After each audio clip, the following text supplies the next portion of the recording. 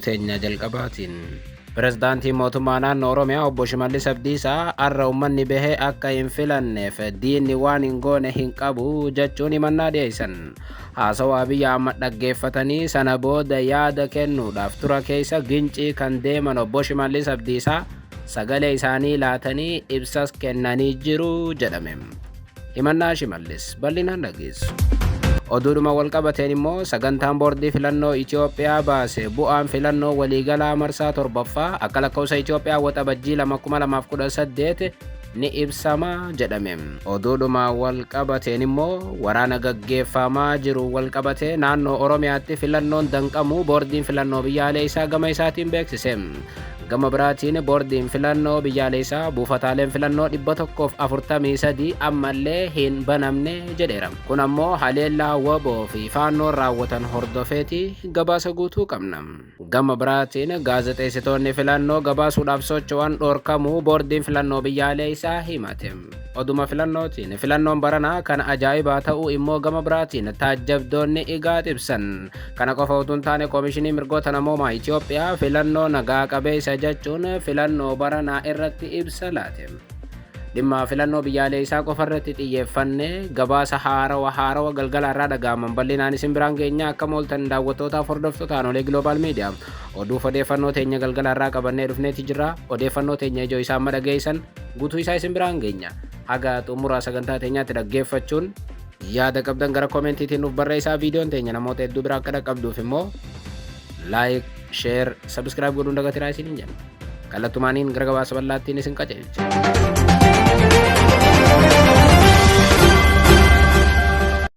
Oduu teenya jalqabaatiin.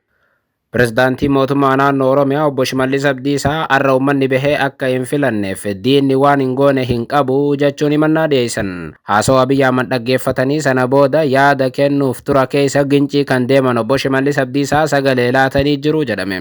Oduudhuma walqabateen immoo sagantaan boordii filannoo Itoophiyaa baase bu'aan filannoo waliigalaa marsaa torbaffaa akka lakkoofsa Itoophiyaa waxabajjii 2018 ni ifooma jedhame. Haaluma kanaan pirezidaantii mootummaa naannoo Oromiyaa obbo Shimallis Abdiisaa waa'ee filannoo marsaa torbaffaa har'aa irratti yaada kennaniin uummanni aarsaa guddaa kaffalee jedhan. Yaada miidiyaa biyya keessaa EBCdhaaf laataniin pirezidaant Shimallis aadaan filannoo akka jabaatuu fi bu'aa qabeessa akka ta'uuf uummanni aarsaa olaanaa kaffaleera jedhan. Filannoon baranaatis galmeerraa jalqabee humnoonni Itoophiyaa diiguu barbaadan bitaa mirgaa dhiibbaa jabaa taasisaa fi tarkaanfii fudhataa turaniiru kan jedhan obbo Shimallis Abdiisaa uummanni dhiibbaa kana hunda dandamatee galmaa'eera jechuun hubachiisan. Itti dabaluudhaanis har'a immoo uummanni ba'ee akka hin filanneef diinni waan hin goone hin qabu kan jedhan obbo Shimallis Abdiisaa uummanni keenya kana hunda dandamatee bahee filannoo isaa filachaa ooleera jedhaniiru.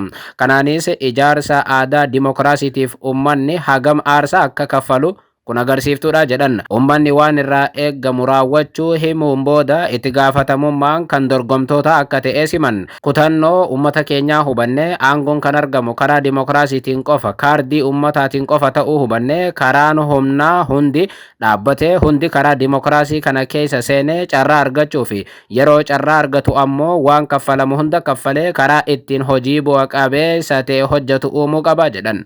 Shimallis Abdiisaa pirezidaantiin waggoota 7 dabre naannoo Oromiyaa bulchaa jiranii fi osuma isaan aangoorra jiranii naannoo Amaaraatti pirezidaantiin jijjiirame.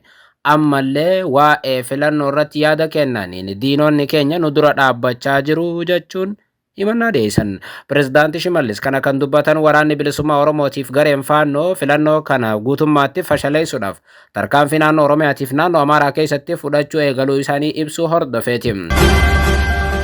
Oduudhuma filannootiin sagantaan boordii filannoo Itoophiyaa baase bu'aan filannoo waliigalaa marsaa torbaffaa akka lakkoofsa Itoophiyaa waxabajjii 2018 ni ibsama jedhame.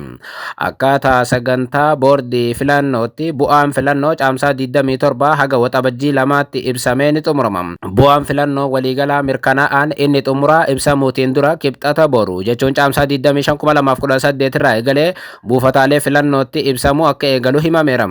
Buufataalee filannoo filannootti bu'aan filannoo caamsaa 25 haga 29tti akka ibsamu sagantaan boordii filannoo kun ni mul'isa. Boordichi bu'aalee filannoo buufataalee filannoo irraa kan walitti qabatu ammoo caamsaa 26 haga waxabajjii 1 jidduutti ture. Boordiin filannoo kun yeroon komii itti dhiyeeffatanis caamsaa 24 haga waxabajjii 2 jidduutti ta'uu ibseera.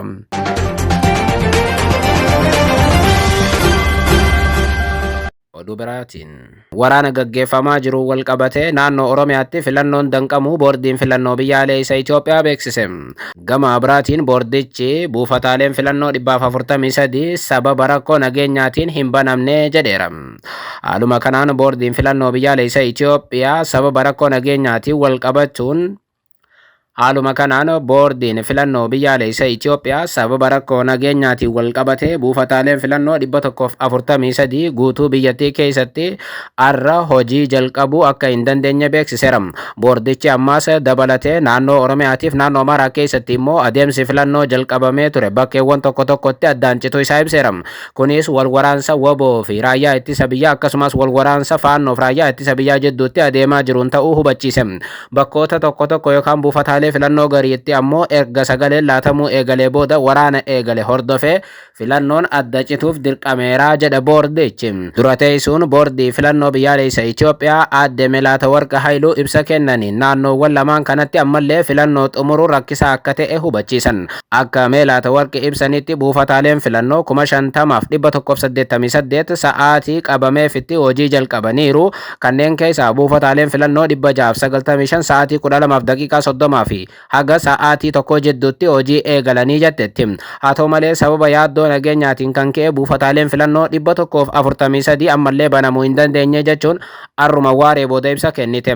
Melaatawarq dabalataan akka ibsanitti erga sagalee kennuun jalqabamee booda naannoo Amaaraatiif Oromiyaa keessatti waraanni bakka hedduutti eegaleeraa jettetti. Gama biraatiin boordiin filannoo biyyaalessaa Itoophiyaa addaan cituu qunnamtii rakkoo neetworkiitiin wal qabatee naannoo Beenishaangul Gumuz bulchiinsa filannoo Sedaalii fi akkasumas ammoo naannoo Itoophiyaa kibba lixa bulchiinsa filannoo Zelmam bakka jedhanirraa bilbilaan ragaa argachuu akka hin dandeenye beeksiseera. Ibsa kanaan wal qabatee Melaatawarq balaa konkolaataatiin lubbuun miseensa boordichaa darbe ilaalchisees gadda itti dhaga'ame ibsaniiru. Akka dura teessuun boordichaa ibsanitti hojjetaan lubbuun isaa darbe kun naannoo Itoophiyaa jiddugaleessa bulchiinsa filannoo Eneemorii fi Inar tokko keessatti kan ramadamedha. Hojjetaan boordichaa maqaan isaa hin eeraminii fi damee loojistikii keessa hojjetu kun ganama barii hojii hordoffiitiif utuu bobba'uu mootorsaayikiliidhaan balaa mudatee lubbuun isaa darbee jechuun gaazexeessitootatti himteetti. Oduu itti aanuun gaazexeessitoonni filannoo gabaasuudhaaf socho'an dhorkamuu boordiin filannoo biyyaalessaa Itoophiyaa beeksise. Boordiin filannoo biyyaalessaa Itoophiyaa miidiyaaleen boordichaan galmaa'anii filannoo gabaasaa turan naannolee muraasa keessatti hojii isaanii irraa akka dhorkaman beeksiseera. Guyyaa kaleessaa dilbata gaazexeessitoota muraasa qophii filannoo hordofuudhaaf buufataalee filannootti yeroo socho'an hojjettoota filannootiif humnoota nageenyaatiin dhorkamuu boordichi ibseera. Magaalaa Lidataa aanaa torbaa keessatti namoonni taajjabdoota paartii badhaadhinaa bakka bu'uu isaanii ibsan lama ajajni qaama mootummaa olaanaarraa hanga kennamutti jechuun gaazexeessitoonni hojii isaanii irraa akka hin hojjanne dhorkuun himameera. Hayyamni boodarra kan kenname ta'us suuraa kaasuuf viidiyoo waraabuun garuu akka hin hayyamamne ibsameera. Kutaa magaalaa Yeekkaa aanaa 6 keessatti buufata filannoo tokko irratti humnoonni nageenyaa uggura walfakkaataa raawwachuu isaanii Itoophiyaan Insaayidartu gabaase.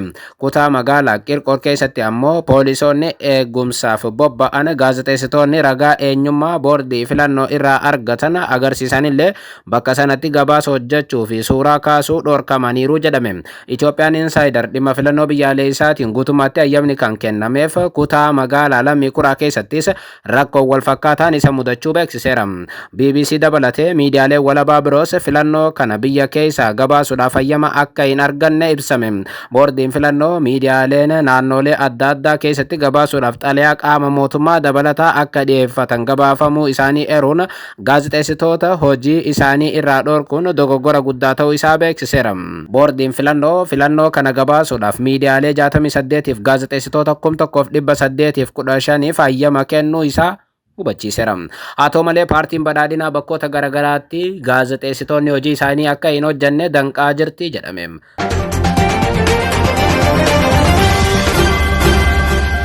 Oduma filannootiin wayita boordiin filannoo biyyaalessa Itoophiyaa paartii badhaadhinaa himatu faallaa kanaa garuu filannoon baranaa kan ajaa'ibaa ta'uu taajjabdoonni IGAD himan.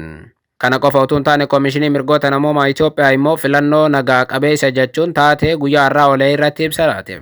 Haaluma kanaan filannoo waliigalaa marsaa 7ffaa Itoophiyaa irratti hanqinni adeemsa hojii akka hin jirre dura teessuun garee taajjabdoota filannoo IGAD Dr. Ispeeziyooza Waandiraa Kaazibu'ee ibsaniiru. Kaazibu'een marii waldaalee dhaabbilee hawaasa siviilii waldaalee dubartootaaf dargaggoota waliin taasisaniin aadaan filannoo sagalee kennuu Itoophiyaa yeroodhaa gara yerootti guddachaa akka dhufe himan. Keessattuu filannoo sagalee kennuu irratti dubartoonni, dargaggoonni, manguddoonni fi qaama miidhamtoonni dammaqinaan hirmaachuun isaanii hirmaannaan uummataa olaanaa ta'uu isaa kan akeeku akka ta'e dubbatan. Adeemsa filannoo sagalee kennuu Itoophiyaatti teekinooloojii ammayyaatti fayyadamuun biyyoota Afrikaa dursee argame kan dinqisiifatan gareen taajjabdootaa. Kunis odeeffannoo saffisaan qaqqabsiisuu fi rakkoonis yoo uumame ariitiidhaan deebi'iin itti akka kennamuuf kan gargaaru akka ta'e ibsan. Guutuu Itoophiyaatti taajjabdoota bobbaasuudhaan adeemsa filannoo hordofaa kan ture gareen IGAD kun haga ammaatti filannoon haala naamusa qabuu fi hirmaannaa uummataa olaanaadhaan adeemsifamaa akka jiru ifoomsan. Oduudhuma walqabateen immoo Koomishinii Mirgoota Namoomaa Itoophiyaas adeemsi filannoo waliigalaa marsaa 7ffaa haala haga ammaatti jiruun akkaataa qabiinsa mirga namoomaa eegeen gaggeeffamaa jiraachuu taajjabbii isaatiin ibse. Koomishinichi adeemsa sagalee kennuu kutaalee biyyattii garaagaraatti adeemsifamaa oolee hordofaa akka ture hubachiiseera. Jilli Koomishinara olaanaa Koomishinii Mirgoota Namoomaa Itoophiyaa Koomishinar Biraanuu Addeellootiin durfame buufataalee filannoo godina Jimmaatiif Arbaa Minci daawwateera jedhame. Daawwannaa taasifameen kutaaleen hawaasa garagaraa akkaataa tasgabbii qabuun ifaa fi bilisaan sagalee isaanii kennaa jiraachuu koomishinichi ibseera. Koomishinichi naannoo Tigraayin alatti naannoo filannoon itti gaggeeffamaa jiru naannolee filannoo 175 fi buufataalee filannoo 2700 taajjabuun adeemsi filannichaa ulaagaa filannoo karaa guuteen raawwatamaa jiraachuu hubachiiseera. Adeemsi haga ammaa jiruun qabiinsa mirga namoomaa irratti rakkoon mudate akka hin jirre Koomishinii Mirgoota Namoomaa Itoophiyaa ibseera. Koomishinii Mirgoota Namoomaa Itoophiyaa kun gara lixa Oromiyaa akkasumas ammoo kibba Oromiyaa gama biraatiin naannoo Amaaraa kaabatti imalee haala jiru garuu guutuu ilaaluu hin dandeenye jedhame. Halkan gaarii.